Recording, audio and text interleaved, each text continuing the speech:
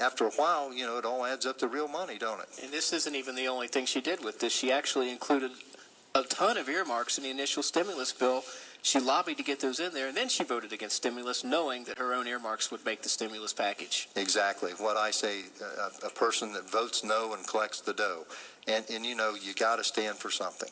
I said in one of the first letters I sent out to my constituents, I said that one of the things that I wanted to do and have always tried to do is to be true to my constituents. Be true to my constituents and also believe passionately in something. And the big thing that I believe passionately in, our people, cannot ride the train. Someone's got to pull the wagon. And government can't do all things for all people. Government needs to back away from even trying to do that because we don't have the money. We continue to go more in debt. And at some point, the piper's got to be paid. And in all of these projects that our Congress people have proposed all this time, what good's it going to do if we're broken in debt? Not at all. There won't be any country left to leave to our children. Mike, we're going to cut to break. Mike Kilburn running for Congress. We'll be back in just a moment, folks. Mike Kilburn, your next congressman in Ohio's 2nd Congressional District. Mike, wanted to talk a little bit about last April. You're on national TV. Made a big fan out of Glenn Beck. He said he loved you. Said you're, quote, riddled with common sense. Why did you do that, Mike? And tell us your story that got you on Glenn Beck a year ago. Well, when Obama came out with his stimulus funds, I knew it was a prescription for disaster for this whole country, and I knew it would be borrowed funds from China, and it was funds that Obama led the congressional folks to believe that this stimulus spending would buy us into prosperity again, which we know, and Ronald Reagan taught us that you can't spend yourself out of debt, and so immediately we started getting letters and phone calls from the administration, the White House administration, asking us if we had the need for projects in Warren County. And I stood up very boldly and said, I will not accept any of Obama's filthy, stinking money for Warren County. And, that day we had 2 or 3 reporters in our office, and they wrote a story about it. And I guess it ended up on the AP wire, and it got national publicity. And the next morning, I got a phone call, and the guy said, "This is Glenn Beck." And I said, "Oh, can't be." He said, "Yeah, this is Glenn Beck from New York." And I said, "Oh, I don't think so." And he said, "I'm telling you, this is Glenn Beck, and I want to have you on my show and talk about stimulus funds." So Glenn and I hooked up. We had a nice discussion. He agrees totally with me that stimulus is just a prescription for disaster. But it just doesn't make sense. I mean, we cannot continue to spend money we don't have. And we have a handful of rhino, conservative, in name only Republicans in Congress that can't get away from that. They really feel that their job is to spend money.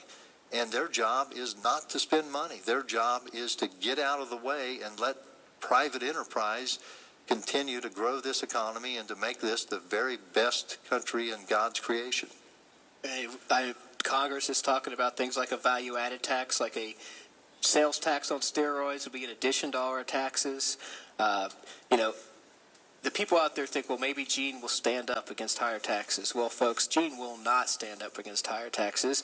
Gene actually voted for the highest tax increase in Ohio's history when she was with Bob Taft. She voted for a 27% increase in our gas tax. She voted to add additional service taxes. She added sales taxes. Gene has never met a tax. Gene is not afraid to raise taxes. Mike, what is your position on raising taxes to cover the spending we have? Well, we're hearing a lot about that in the Ohio Senate district with Shannon Jones and Michelle Schneider. And Gene Schmidt was in the Ohio House the same time Michelle was, and Bob Taft talked to all of his Republican conservative friends into raising these taxes, and they went right along with it. You see, folks, most governments don't have a revenue problem. They have a spending problem. And you're right. There was more taxes raised under that 4-year period of Bob Taft Gene Schmidt, and the rest of don't forget, the Republicans controlled the House, the Senate, and the governor's office at that time. They didn't have to do this, but they did. You know, God only asked for 10% of our paycheck. The federal government wants 40%. You know, will it be 70% when Obama gets done with us? Just might be, especially if we keep people like Gene Schmidt in there, who's already shown in the past from her track record she's okay with raising taxes when she needs to. Yeah, I mean, she has a track record of that. I have a track record in Warren County of lowering taxes. And I didn't do this all myself. I've had some good conservative Republicans serve on that board with me. And about 10 years ago, we looked up and we had a big surplus in our treasury.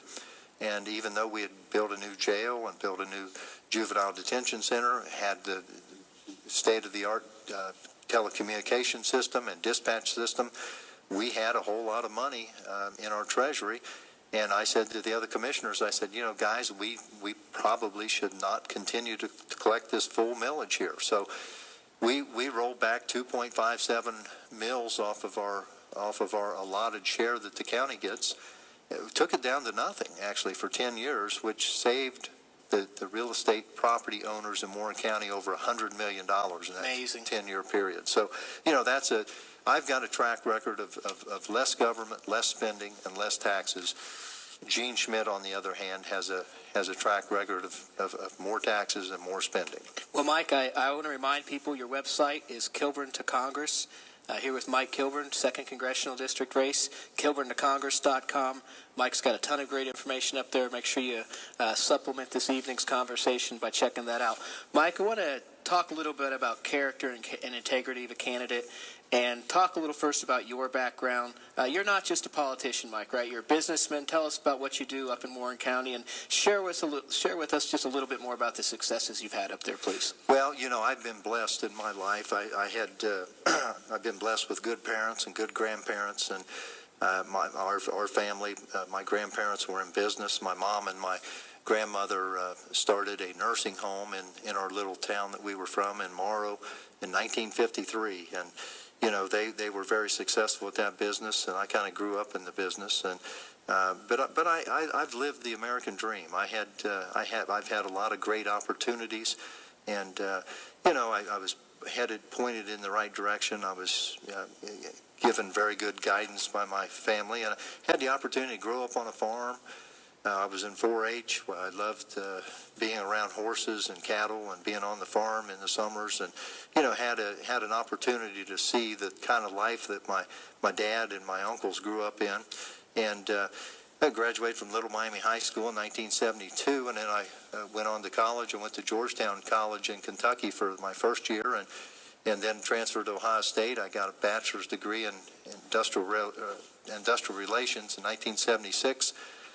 And then I decided to get a master's degree in hospital administration, and I ended up attending Howard University in Washington, D.C., and got an MBA in hospital administration. I did a 2-year internship, administrative residency at Bethesda Hospital in Cincinnati. And then I got into the long-term care business and was in management in the nursing home industry for several years. And, well, in 1982, I ran for commissioner, and I was only 27 years old. Actually, I only won that election by 19 votes. So wow. Found out real soon that every vote was very important. There were 7 of us in that Republican primary, and I was the youngest county commissioner ever elected in the state of Ohio. And now I've been the longest serving county commissioner in the state of Ohio. So, you know, it happened real quickly. I really didn't plan on staying that long, but we had a great activity going on in Warren County. You know, between Dayton and Cincinnati, we saw a lot of growth.